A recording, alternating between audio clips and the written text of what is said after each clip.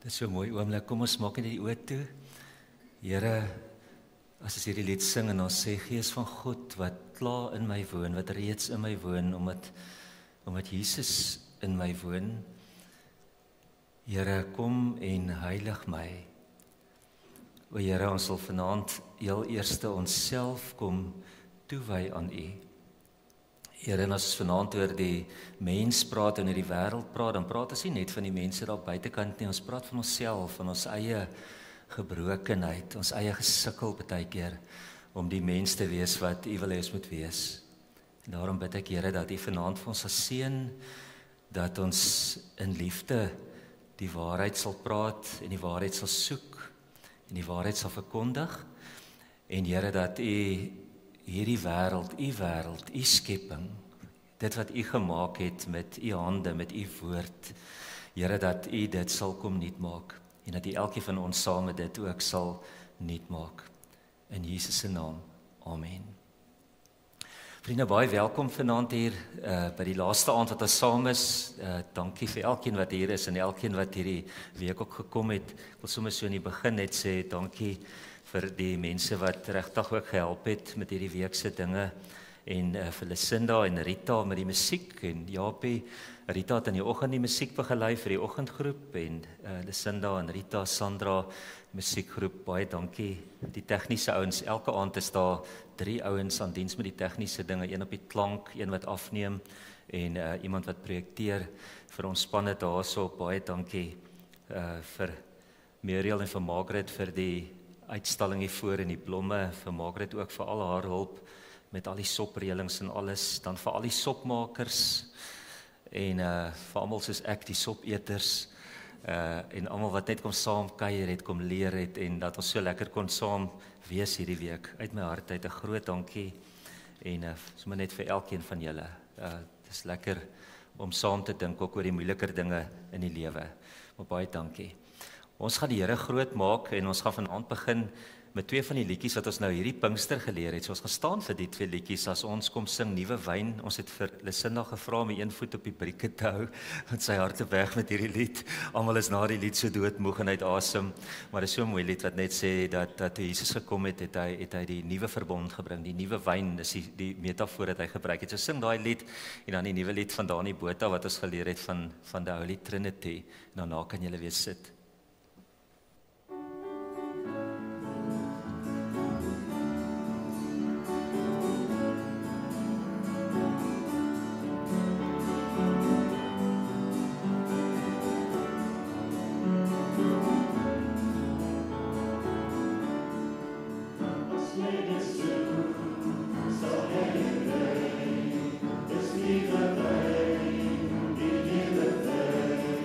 What would your heart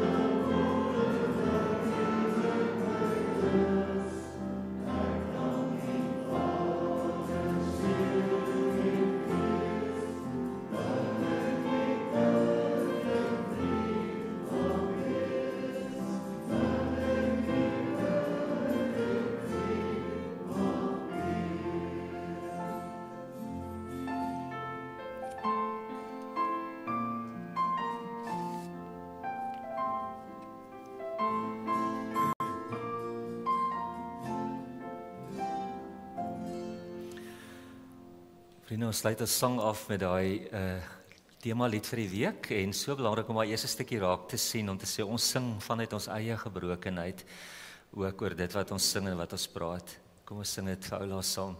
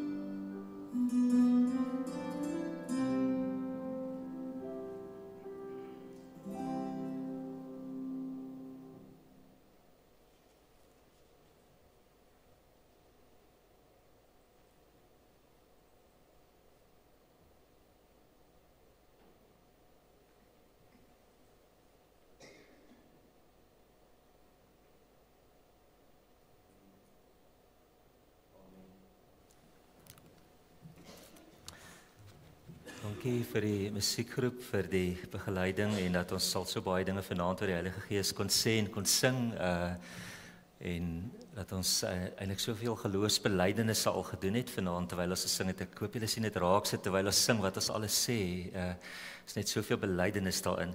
Vriende, ek's baie opgewonde en so 'n bietjie bang ook, want die temas wat ons hierdie week oor praat is moeilike goeters. Gisterand sê Elsa vir my, toe sê sy, dit beteken vir haar baie, toe sê sy, maar ons is op dun ys. En ek besef dit so goed, hierdie temas is dun ys. En eintlik is die evangelie dun ys. Eintlik baie keer in ons lewens moet ons oor goed praat, en moet ons maar erken dat ons voorlopig praat, en dat ons in nederigheid praat, en dat ons ook in liefde praat, en dat ons nie al die antwoorde het nie. Maar dit mag nooit gebeur dat ons nie praat nie, want ons te getuienis en ons te verskil maak. So vanaand praat ons 'n bietjie verder. Gisterand het ons gepraat oor die skepping, en vanaand praat ons natuurlik oor die hoogtepunt van die skepping, wat ook uit artikel 2 uitkom, en ons is deel van die skepping. Baie keer as ons van die skepping praat, dan dink ons aan die see en die berge en alles wat mooi is, maar hier sit die skepping vanaand hier. God het ons geskep, ons is deel van sy skepping, en ons is gemaak net na die res van die hele skepping, die hoogtepunt van sy skepping. Vanaand lees ek graag vir ons hierdie twee gedeeltes. Kom ons lees uit Genesis hoofstuk 1, vers 26 tot 27. Toe het God gesê, kom ons maak die mens as ons verteenwoordiger, ons beeld, sodat hy kan heers oor die visse in die see, die voëls in die lug, die makdiere, die wilde diere en al die diere wat op die aarde kruip. God het die mens geskep as sy verteenwoordiger, as beeld van God het hy die mens geskep, man en vrou het hy hulle geskep. En dan ons tweede skriflesing kom uit uit Genesis hoofstuk 2 uit. Die Here God neem toe 'n ribbebeen uit die mens, vul die plek met vleis op, en die ribbebeen wat hy uit die mens geneem het, bou hy om tot 'n vrou en bring haar na die mens toe. Toe sê die mens, hierdie keer is dit een uit myself, een soos ek, daarom sal sy vrou genoem word. Sy is uit die man geneem. Daarom sal 'n man sy vader en sy moeder verlaat en saam met sy vrou leef en hulle sal een word. Vriende, ons lees tot sover. Ons het die res van Genesis 1 het ons al gelees, gaan gerus Genesis 2 ook heeltemal deur. Ons praat vanaand oor die hoogtepunt van God se skepping. Daar's in die boek Genesis, in die begin van Genesis 2 skepingsverhale, Genesis 1, Genesis 2. Genesis 1 vertel vir ons dat God in 6 dae eintlik alles gemaak het. Die eerste dag skei hy goed van mekaar en dan van die 4de dag af dan vul hy dit wat hy geskei het met inhoud. Hy sê laat daar plante wees, laat daar voëls wees, laat daar visse wees. En elke keer as hy dit gesê het, dan gebeur dit wat hy gesê het. En dan heel laaste, as hy klaar die diere gemaak het en die voëls en die visse en alles, dan staan daar en toe het God die mens gemaak. Maar dit word op 'n baie spesiale manier gesê. As ons Genesis 2 lees, lyk Genesis 2 bietjie anders. Genesis 2 sê daar was 'n tuin gewees en in die tuin was al die diere gewees en God het vir die mens opdrag gegee om vir die diere name te gee en die tuin te bewerk. En op die einde het die mens nie vir homself 'n helper gekry nie. En toe die Here God 'n diep slaap oor die mens gebring. Terwyl hy geslaap het die Here 'n ribbebeen gevat en die ribbebeen omgebou tot 'n vrou. En toe bring hy die vrou na die mens toe en hy sê vir die mens, wat sê jy hiervan? En op die einde het die mens gesê, ek hou hiervan. En ek gebruik dit baie by 'n troue, is my so mooi teks, dat die Here nie vir die mense sê dis jou vrou nie. Hy maak vir die mense 'n vrou en dan sê hy, wat dink jy? En dan as die Here die vrou voor die mens laat staan, dan sê hy, dis wat ek wil hê. Dit is 'n baie mooi gedeelte in die Bybel. Vriende, ons sal vandag 3 goeters uit hierdie gedeelte uithaal. As ek Genesis 1 lees, dan sal 3 dinge wat oor die mens my uitstaan. In die eerste plek lees ek dat die mens geskep is as God se verteenwoordiger. Dit staan 2 keer daar geskryf. Kom ons maak die mens as ons verteenwoordiger. En dan word die mens gemaak as God se verteenwoordiger. In die tweede plek staan daar dat God maak die mens na sy beeld en sy gelykenis. Sy beeld en sy gelykenis. En dan in die derde plek staan daarso dat God maak die mens man en vrou het hy hulle gemaak. Dis die 3 dinge wat vir ons gesê word in hierdie gedeelte wat ons gelees het. Nou kom ons praat bietjie sommer vanaand oor die mens, oor God se toppunt van die skepping. Ons moet baie mooi onderskei wanneer ons praat oor die skepping van die mens en die ontstaan van die mens. Want die term ontstaan van die mens impliseer dat die mens het ontstaan sonder dat iemand daarbey betrokke was. Dis 'n baie subtiele term, maar wat baie maklik eintlik maar net sê die mens het ontstaan. En dan kan ons allerlei teorieë kry en goeters oor hoe het die mens ontstaan. Maar as ons sê die skepping van die mens, dan beteken dit iemand het die mens geskep. En ek het vanoggend vir die groep vanoggend ook gesê, dit lyk seker of ek nou verskriklik daaroor is dat ons almal moet glo in die Skepper en ons moet glo in die skepping van alles. Vriende, maar die rede daarvoor is as daar nie 'n skepper was wat alles geskep het nie, dan is daar ook nie vandag 'n God nie. As daar nie 'n skepper was wat buite alles gestaan en dit geskep het nie, dan beteken dit dan moes hy ook na die tyd ontstaan het binne in die skepping. En dan het ons nie meer 'n God nie. Dan het ons nie 'n verlosser nie. Geen skepper beteken geen verlosser nie. Dit beteken daar's niemand met wie ek vanaand kan praat nie. En daarom so belangrik. Na gisteraand se byeenkomste praat ek vanoggend met my seun en hy vertel my van die boek wat geskryf is na The God Delusion, het daar 'n boek verskyn, The Science Delusion, as 'n reaksie daarop.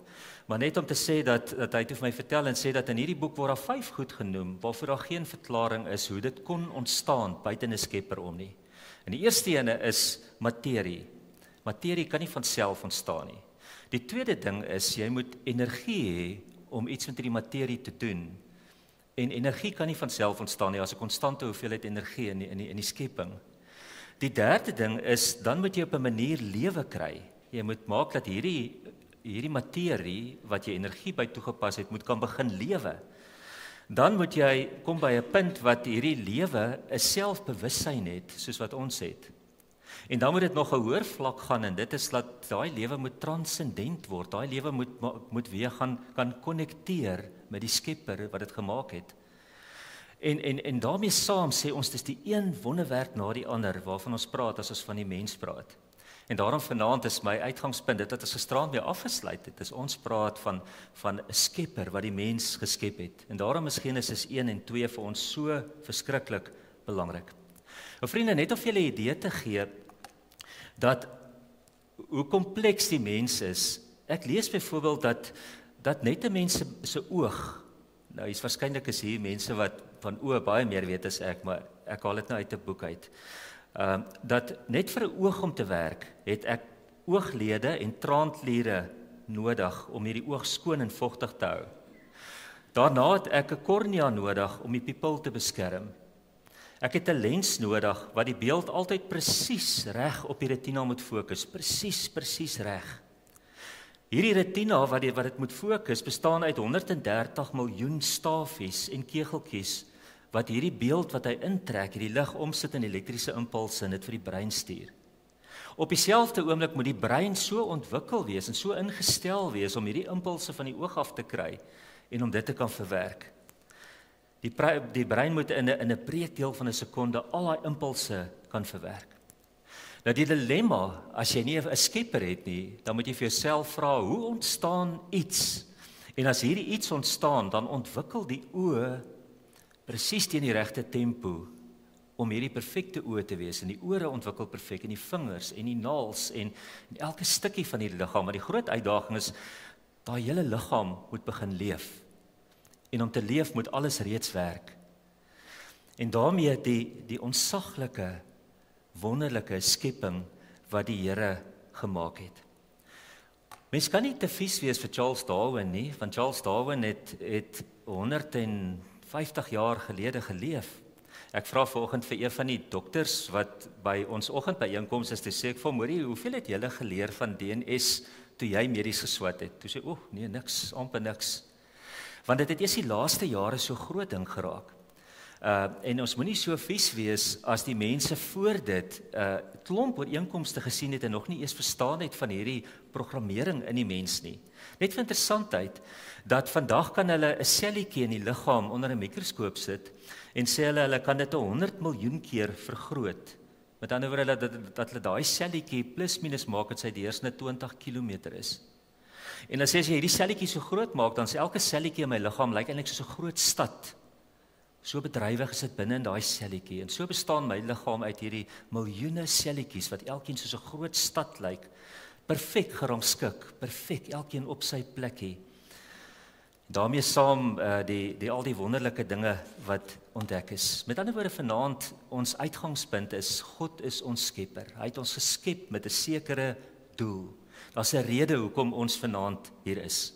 Die tweede ding is, hy het ons geskep op die 6de dag, nadat hy die res van die skepping klaargemaak het. Dis asof die Here eintlik die toneel voorberei het. Hy het alles klaargemaak en toe alles gereed is, toe skep hy die mens as hoogtepunt van sy skepping. En dit is ook die Hebreëse skryfkuns, is dat die hoogtepunt kom laaste op die 6de dag. Dis ook interessant, as jy Genesis 1 lees, dan by al die dinge wat die Here gemaak het, dan staan daar so, laat dit wees, laat die aarde groenigheid voortbring, alles. Maar wanneer hy die mens maak, dan lyk dit asof daar amper 'n raadsvergadering binne in die drie-eenheid plaasvind. En dan word daar 'n besluit genotuleer, laat ons mense maak na ons beeld. Kom, ons maak mense na ons beeld. En dan neem God 'n besluit om mense te maak na sy beeld. En as dit gedoen word, dan word 'n Hebreëse woordjie gebruik, die woordjie bara. En ek lees vanmiddag in von Rad se kommentaar dat hy sê hierdie woordjie bara beteken om te skep met goddelike kreatiwiteit. Met ander woorde, net in hierdie paar sinnetjies staan daar dat as alles geskep is, dat God 'n besluit neem om iemand baie spesiaal te maak. En dat hy ek wil amper sê sy hoogste goddelike kreatiwiteit gebruik om hierdie skepping van hom te maak. En dan maak hy die mens wat vertaal is met Adam. Adam word vertaal nie soseer met die mens Adam nie, maar met die mensdom. Martin Luther het dit vertaal in Duits met Menschen. Met ander woorde, God maak die hele mensdom in Genesis 1. Vriende, nou as ons vanaand sê vanaand, ons glo God is die skepper. Soos Limal Herbe gesê het, hy is die ontwerper van die mens. Hy het die handboek, die manual opgestel vir die mens. Dan maak dit sin dat ons vanaand teruggaan na Genesis toe en sê, maar wat het die Here bedoel met die mens? Wat was sy bedoeling? En vanaand wil ek graag stil staan dan by hierdie bedoeling van die Here. En die eerste een wat ons het gesê dat die mens is God se verteenwoordiger. Kom ons maak die mens as ons verteenwoordiger, sodat hy kan heers oor die visse in die see en die voëls en alles en oor die hele skepping, verteenwoordiger. Ons is God se verteenwoordiger op aarde. Die beste woord uit ons tyd is seker die woord ambassadeur. 'n Land stuur 'n ambassadeur na 'n ander land om daai land daar te gaan verteenwoordig en sy belange daar te verteenwoordig. Ons is die Here se ambassadeurs in die wêreld. Ons verteenwoordig hom. Ons kyk na sy skepping. 'n Woord wat vandag baie gebruik word is die woord rentmeester, dat die Here eintlik sy skepping aan ons toevertrou, soos party van daai gelykenisse in die Nuwe Testament, die bestuurder wat mense aangestel het en gesê, kyk na my plaas, ek gaan weg. As dit terugkom, dat dit mooi lyk, as ek gaan terugkom. Met ander woorde, as ons vanaand sê die mens is God se verteenwoordiger, sy ambassadeur, dan sê ons moet verantwoording doen oor hierdie skepping aan God. En as ons sê skepping, dan sê ons vanaand oor die natuur, oor die geskiedenis, oor die verloop van dinge, maar ook oor die mens en ook oor onsself. Die tweede ding wat ons gelees het in hierdie gedeelte is, ons het gelees dat die mens is die Here se beeld. Daar staan eintlik twee woorde in hierdie gedeelte, beeld en gelykenis. Dit word in verskillende vertalings nou verskillend vertaal. Maar die eerste woordjie, die woordjie beeld, kom van die Hebreëse woordjie, ek het nie mooi om dit uit te spreek nie, maar hulle spel dit selem. En dit beteken, hierdie woordjie word ook op ander plekke gebruik, as daar byvoorbeeld staan, jy mag nie 'n afbeelding maak van die Here of van iets in die hemel nie, dan word ook hierdie woordjie gebruik. Met ander woorde, dit is eintlik amper 'n kleiner replika van dit wat daar is. Ons mag nie 'n beeldjie van God maak nie. Ons mag nie 'n kleiner replika van hom maak nie. En nou kom Genesis en hy sê, as die Here ons maak, dan maak hy vir ons as mens 'n kleiner replika van homself. Hy maak vir ons iemand wat in die wêreld kom wys hoe lyk hy. 'n Kleiner verteenwoordiging van homself. Die ander woordjie, die woord gelykenis, is 'n Hebreëse woordjie demoed, wat beteken iets wat ooreenkoms het, wat analogie het, wat lyk soos. Nou in ander godsdienste was daar ook so iets hiervan gewees. Die Egiptenare byvoorbeeld het gesê dat die farao is eintlik die beeld van God, van hulle God. Ons skepingsverhaal sê dat die God skep ons as mens, elkeen van ons, nie die farao nie, elkeen van ons as sy beeld, sy kleiner replika op die aarde, om vir die wêreld te wys hoe lyk die God in die hemel. In die Griekse denke het die mens altyd bestaan uit verskillende dele. Maar die groot ding is dat die Grieke het altyd half gedink aan die liggaam as dit is sondig, dis amper aards, dis eintlik nie so belangrik nie. En daarom het in die Nuwe Testament was daar so baie waarskuwings dat mense eintlik gesê het ek kan my liggaam eintlik maak wat ek wil. Dis nie die belangrike ding nie. Die belangrike ding is die binnekant. Dis die mooi kant, dis die goddelike kant. Maar die Hebreëse ouens ken nie daai tipe denke nie. Vir die Hebreërs is jy 'n mens, jy's 'n binnekant en 'n buitekant. En as hierdie gedeelte sê God maak ons na sy beeld, dan beteken dit nie iewers diep binne in ons het ons iets wat soos die Here lyk nie. Dan beteken dit dat wanneer die Here die mens skep, dan skep hy hierdie mens met liggaam, met binnekant, met buitekant, met persoonlikheid, met alles om iets te verteenwoordig van God. Die volledige mens stel iets van God voor op die aarde. My totale menswees is na sy beeld geskape. Ons gebruik mensmetafore om oor die Here te praat. Ons praat van sy hande en sy voete en sy kop, want ons het eintlik nie 'n ander manier om oor hom te praat nie. Maar vriende, miskien lyk God wel so. Ons kan hom nie sien nie, want hy's gees. Maar as dit is hoe hy vir ons geskep het, dan lyk hy dalk baie soos ons, of dan lyk ons dalk baie soos hy. Dan is dit dalk nie so verkeerd om aan God te dink in terme van al hierdie mensmetafore wat ons in die Bybel kry nie. Dan het hy dalk baie groot hande wat die aarde vashou. Dan het hy dalk soos in Jesaja groot voete wat in die tempel staan. Want hy is hierdie groot God in wie se beeld ons gemaak is. Ons sal dit eers eendag sien wanneer ons daar is. As die Here die skepping maak, na elke ding wat hy gemaak het, dan sê hy dis goed, dis goed, dis goed. En as hy die mens gemaak het, dan sê hy dis baie goed. Maar ek het gisteraand ook gesê dat elke keer wanneer die Here iets gemaak het, as hy visse maak, dan leef daai visse. As hy voëls maak, dan leef daai voëls. As hy die mens maak, waarskynlik dan leef die mens biologies, fisiologies klaar. Maar dan kom hierdie ekstra sinnetjie nadat hy die mens gemaak het en toe het God sy asem in die mens se neus geblaas. En ons bly wonder, wat kan dit beteken? Wat kan dit beteken? Wat maak ons so anders as die res van die skepping? As God sy asem in ons geblaas het, maar hy het in niks van die ander diere dit gedoen nie, wat is ons so anders as die res van die skepping? En waarskynlik is die diepste essensie daarvan is dat ek kan in 'n persoonlike verhouding met God staan. Dat die skepping, die ander diere, die ander insekte alles is nie na die beeld van God geskep nie. Die mens is na sy beeld geskep. En ons het 'n baie spesiale verhouding, 'n ander verhouding met die Here as die res van die skepping. Ek kan in 'n persoonlike, unieke verhouding met die Here staan. En daarom het die Bybel van die begin af, was daar 'n swaarder straf wanneer daar iets met mense gebeur as wanneer daar iets met diere gebeur. Die Here straf selfs vir diere, julle moet dit gaan lees. Die Here sê as 'n bil byvoorbeeld 'n mens doodmaak, sal hy van die bil rekenskap eis. Maar die strawwe wanneer 'n mens se lewe geneem word, is die hoogste straf. En selfs na die sondvloed, as die straf eintlik dan ingestel word of herhaal word, dan is dit as iemand die bloed van 'n mens vergiet, sal sy bloed vergiet word.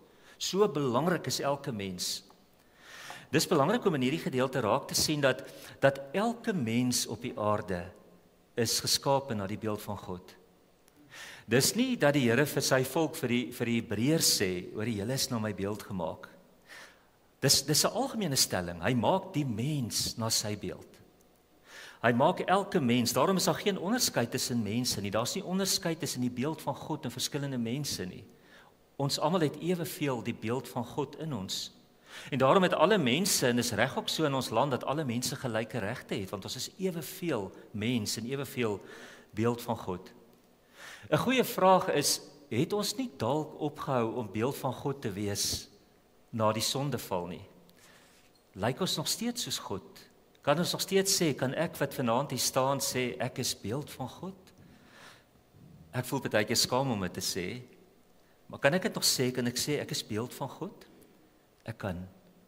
En die rede daarvoor is dat Jesus self in die Nuwe Testament praat nog steeds van die mens as beeld van God. Paulus praat in 1 Korintiërs 11 vers 7, praat hy van die man en vrou, en dan sê hy die man en vrou is beeld van God. Paulus praat in 1 Korintiërs 11, as hy oor die huwelik praat, dan sê hy 'n man behoort nie iets op sy kop te sit nie, hy is die beeld en sieraad van God.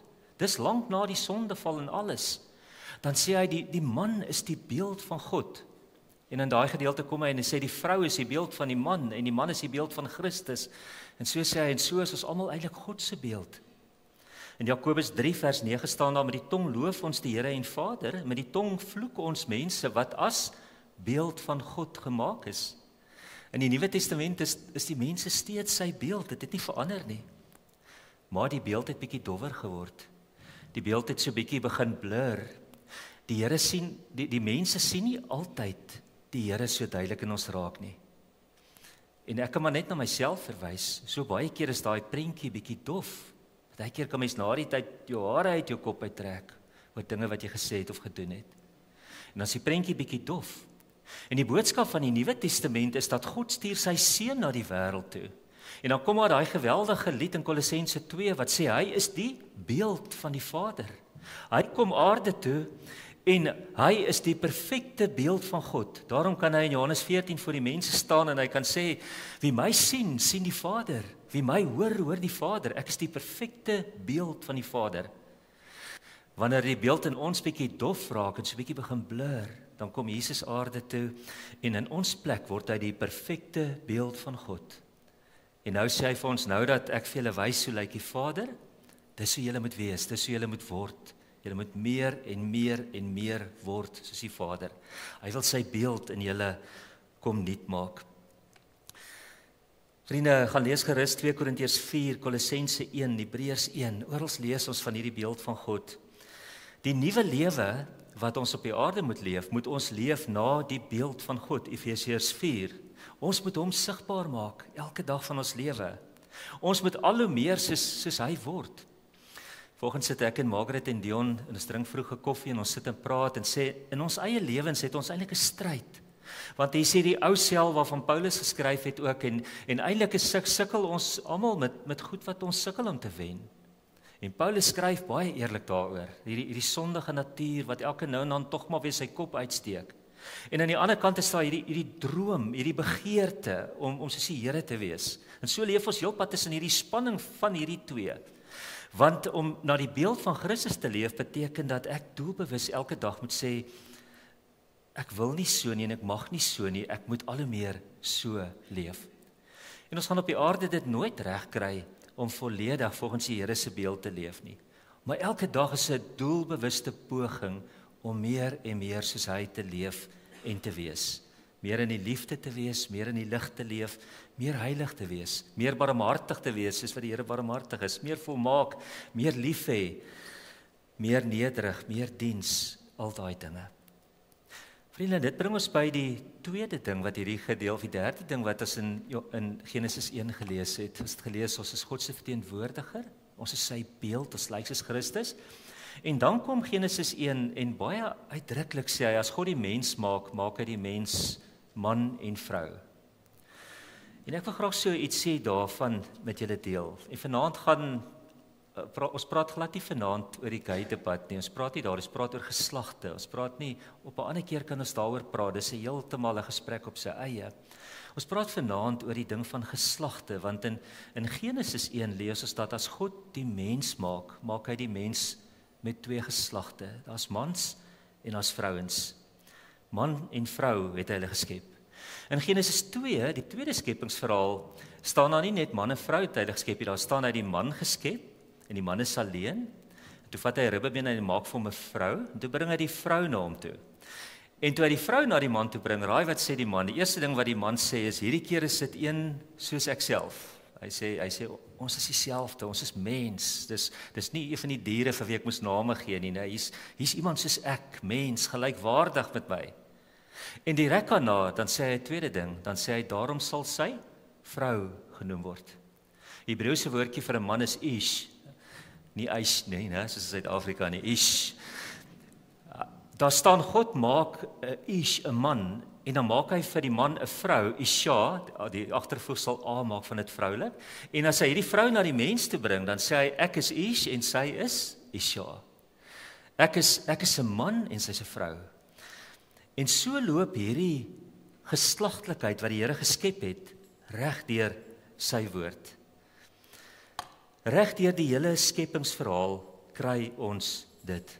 Ons kry dit selfs in die Nuwe Testament nog steeds. Ons kry dit deur die Ou Testament, die Nuwe Testament. Petrus skryf byvoorbeeld as hy oor vir die vrouens skryf, dan sê hy net so mans moet julle in julle lewe saam met julle vroue begrip toon vir hulle as die swakker geslag en hulle as mede-erfgename van die gawe van die lewe met respek behandel. Hierdie hele ding van twee geslagte loop reg deur die Bybel. Dis nooit ooit herroep of verander of iets nie. Nou lees ek vir julle wat skryf iemand en ek sluit aan daarbey. Hy sê die skepingsverhaal in Genesis bied die agtergrond en basis vir geslagsonderskeiding, seksualiteit en selfs die huwelik. Dit is veral tydig in 'n era wanneer daar baie geslagsverwarring is en waarin geslagsidentiteit gereeld deur baie as opsioneel beskou word. God het die mensdom geskep met twee komplementêre eweknieë, manlik en vroulik. En die binariteit van daardie skepingswerk bied die raamwerk vir menslike verhoudings.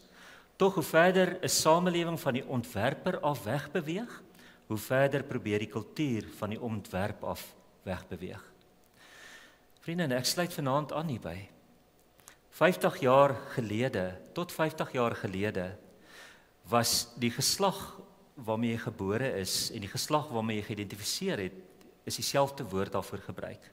In Engels is al gepraat van seks, die geslag waarmee ek gebore is, en gender was dieselfde ding. In die afgelope 50 jaar het hierdie twee goeie so uitmekaar uitgegaan. Seks, geslag is waarmee ek gebore is en gender is dit waarmee ek identifiseer. Nou, op die, daar word 'n klomp key genders aangedui. Ons kom dit met sleutel genders. Ek lees vir julle net hier.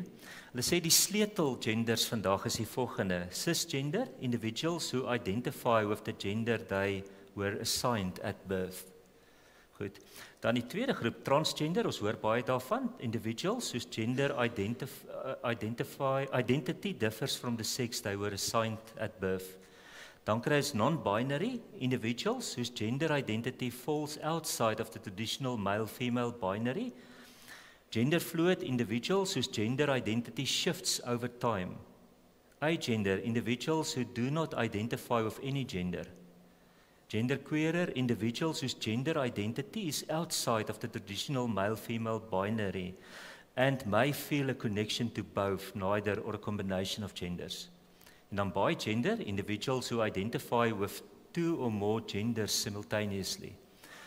Nou dis die sleutel genders. As jy nou gaan kyk op die webblad medicine.com, dan sê hulle dat buiten dat daar mans en vrouens is daar 72 ander genders. Daar's 72 ander genders waarmee jy kan identifiseer. Ek het met Google 'n paar van hulle vertaal. Ek het hulle afgedruk almal, maar ek lees vir julle sommer net.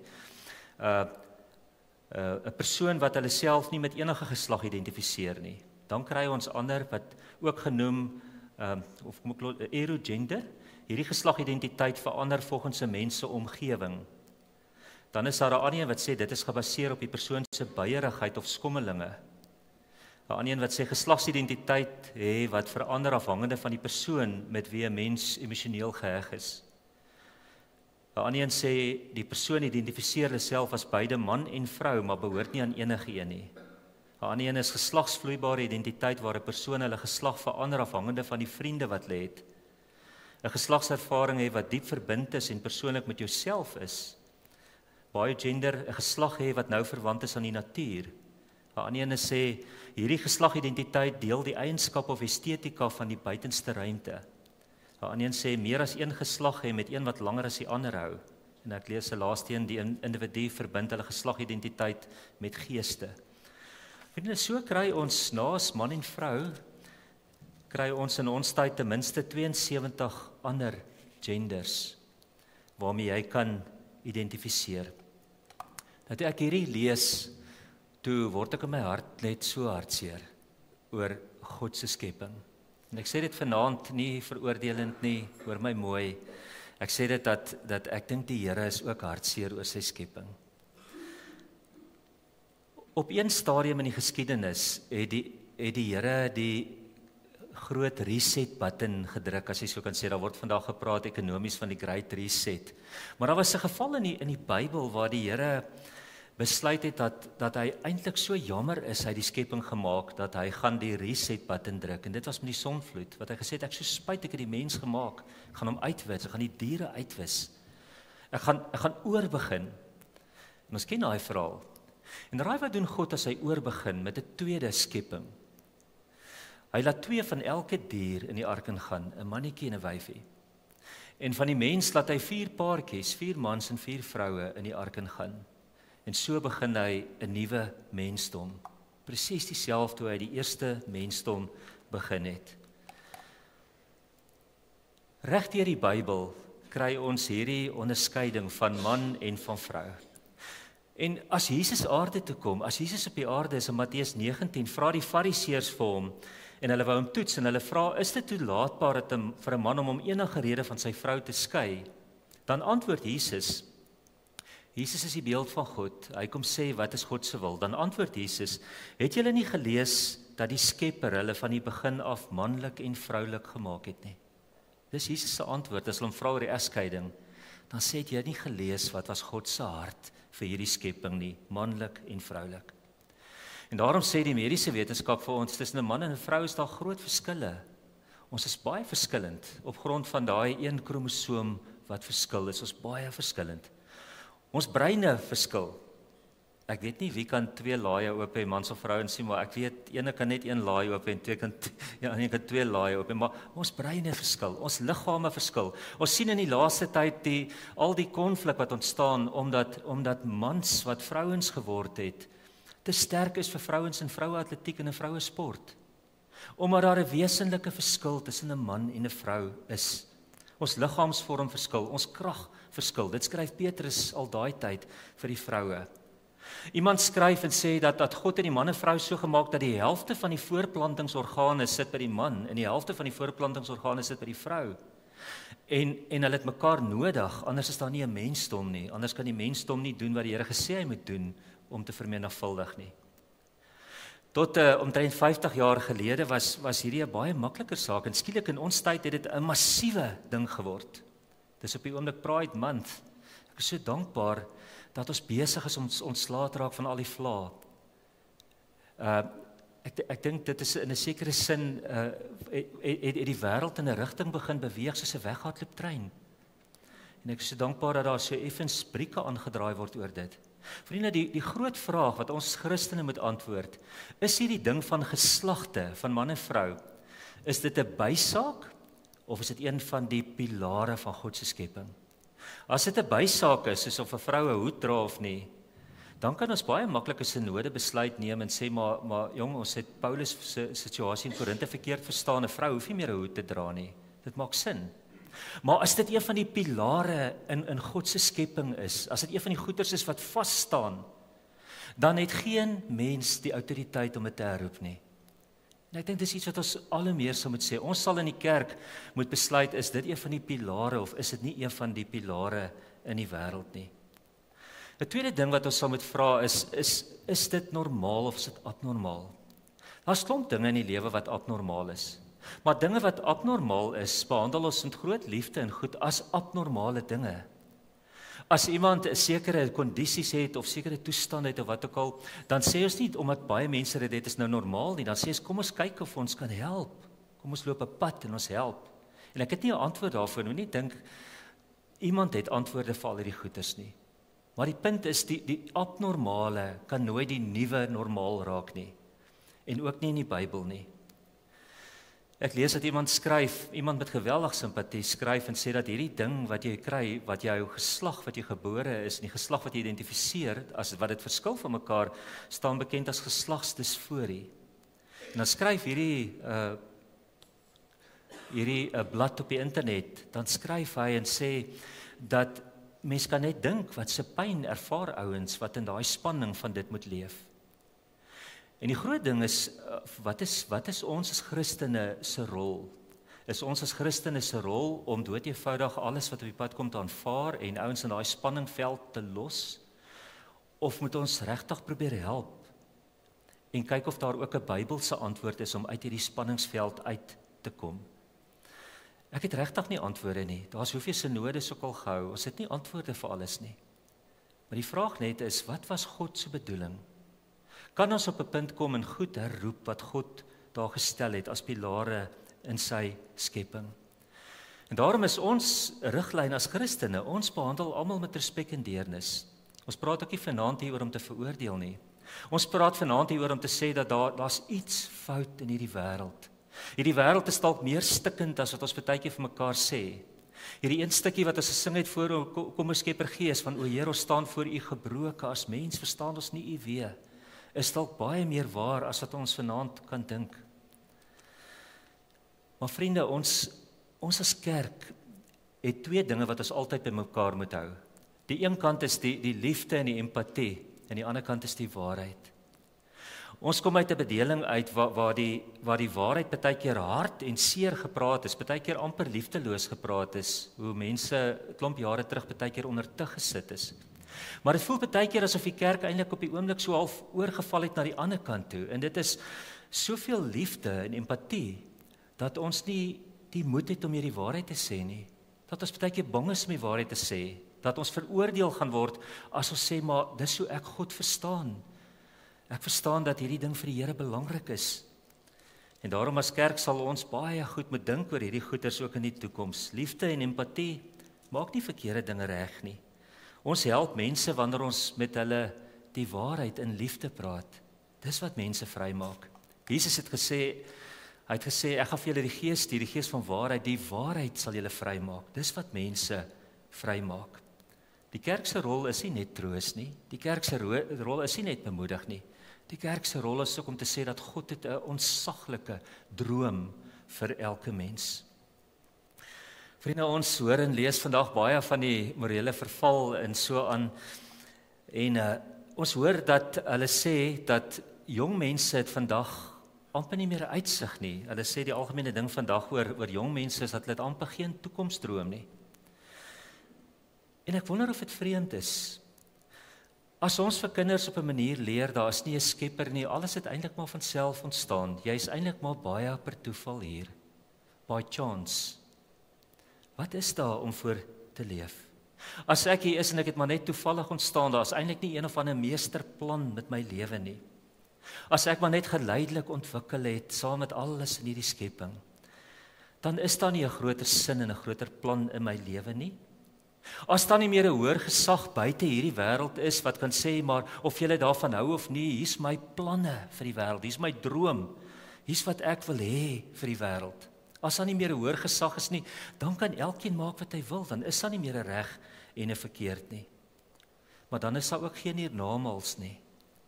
As daar geen skepper is nie, is daar ook geen onderhouer nie en is daar geen verlosser nie. En daarom vandag wil ek sê dat ek glo in God die Vader, die skepper van die hemel en aarde, wat elke mens geskep het na sy beeld, en vir elke mens drome gedroom het oor wie en wat hulle sal wees. Ek glo in 'n God wat aarde toe gekom het om stikkende mense te kom red en te kom heel maak na die beeld van sy seun Jesus Christus. Wat sy seun na die aarde toe gestuur het om te wys hoe lyk die Vader sodat ons weer so kan word. En wat sy Gees uitgestort het oor ons om ons te help om wel te kan verander en nie te word. Ek sluit af met 'n stukkie uit Max Lucado se boekie, hierdie klein boekie, net soos Jesus, sulke oordenkings. Max Lucado vertel 'n verhaaltjie in die gedeelte en ek sluit af daarmee. Dan sê hy hierso, toe my dogter Jenna 'n Peter was, het ek haar dikwels na 'n parkie so entjie van ons woonstel afgeneem. Op 'n dag het sy in die sandpit gespeel, toe 'n roomys karretjie naderkom. Ek het vir haar 'n roomys gekoop, maar toe ek dit vir haar wou gee, sien ek haar mond is vol sand. Die plek waarvoor die lekkerny bedoel was vol sand. Was ek steeds lief vir haar met die mond vol sand? Natuurlik. Was sy enigstens minder my kind met die sand in haar mond? Beslis nie. Sou ek haar toelaat dat sy die sand in haar mond hou? So nimmer as te nooit. Ek was lief vir haar, net daar waar sy gesit het, maar ek was beslis nie van plan om haar daar in daardie toestand te los nie. Ek het haar na die kraan toe gedra en haar mond gaan uitwas. Hoekom? Omdat ek lief is vir haar. God doen presies dieselfde met ons. Hy hou ons oor die kraan, spoeg uit die sand, my kind, sê ons Vader dan mooi. Ek het iets beters vir jou. En so was hy ons vuilheid af, immoraliteit, oneerlikheid, vooroordeele, bitterheid, gierigheid. Ons geniet dikwels nie die skoonmaakproses nie, en soms kies ons selfs die sand bo die roomys. Ek kan mos sand eet as ek wil, sê ons mos dikwels en baie beslis. Wat natuurlik waar is, ons kan, maar as ons dit doen, is ons aan die verloorkant. God het 'n beter aanbod. Hy wil hê ons moet soos Jesus wees.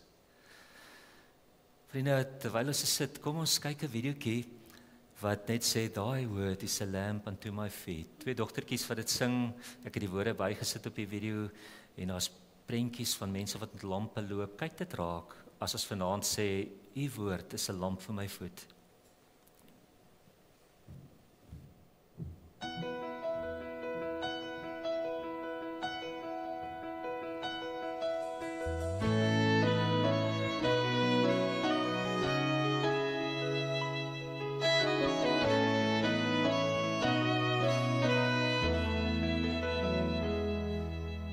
Thy word is a lamp unto my feet and a light